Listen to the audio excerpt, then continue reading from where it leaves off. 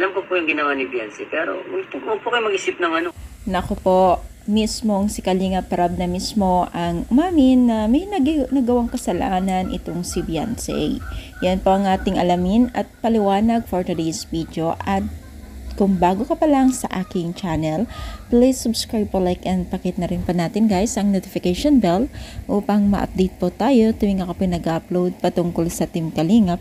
And please support po natin ang buong Team Kalingap, lalong-lalo na po kila Kalinga Prab at Kuya Bal. Alam niyo ba guys na itong si Beyonce ay aminado po na ang kanyang nagawa about sa pera ay talagang inexplain niya, at mismong si Kalinga Prab mismo ang nagpaliwanag sa mga netizens na kumakalat na ganun-ganon naging issue.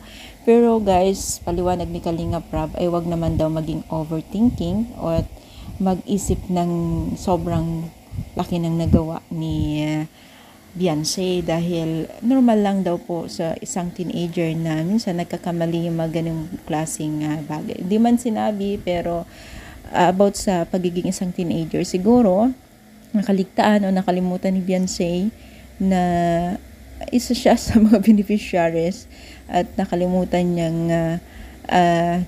yung tipong pagtulong pala yun. Sabaga, siguro naman hindi naman masama doon. Yun nga lang, nakalimutan lang siguro niya. At bilang bata pa, itong si Beyonce, kailangan niya talaga ng guide pa. Sa age po niya kasi ay wala pa sa tamang pag-iisip. It's normal talaga yan. Siyempre ako nga din noon, mga teens pa lang, talagang wala pa akong sapat na pag-iisip, bagam hindi pa matured. Siguro nasa 20 plus na ako nag-matured, no?